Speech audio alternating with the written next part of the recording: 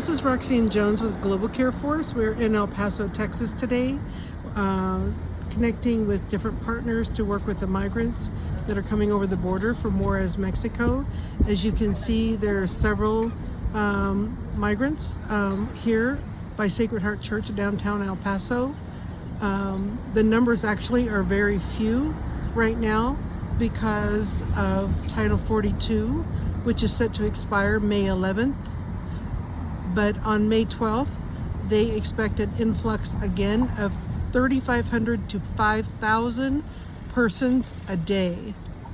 Global Care Force is pleased to partner with 14 area shelters that are working with the migrants here in the communities surrounding downtown El Paso, where we are right now, as well as working with shelters on the other side of El Paso. As you can see, we are downtown, as I said, and now we're turning onto a street where in a short minute you will see the actual border wall separating Juarez, Mexico and El Paso, Texas.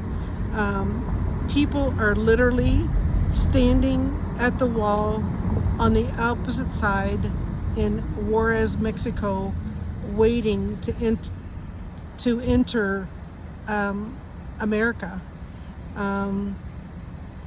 You might have heard news this morning of 30-some migrants who burned to death in a shelter on the Juarez, Mexico side.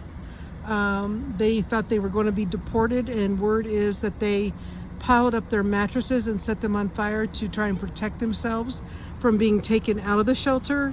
And unfortunately, over half of them passed away. There's several in the hospital getting treatment for their injuries. Such sad and tragic news to hear this morning when we woke up this morning here in El Paso. So here we are getting ready to show you the bridge right there that goes into El Paso.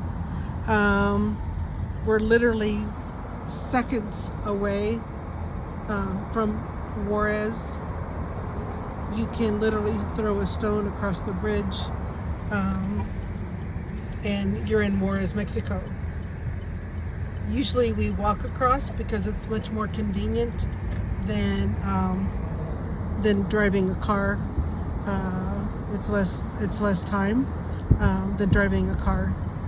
But this is what Global Care Force is doing. Thank you to all the donors who make our work possible. We have a whole list of volunteers, doctors, nurses, physician's assistants, nurse practitioners who are just waiting for the word to come down and assist with medical services. Most shelters provide food and clothing, sometimes a shower, and then the next thing they're needing is medical care. And we've heard that over and over today. They need medical care. They just need basic medical care. We have immigrants that are jumping the fence and have indescribable orthopedic injuries, and there are local hospitals who are helping with that.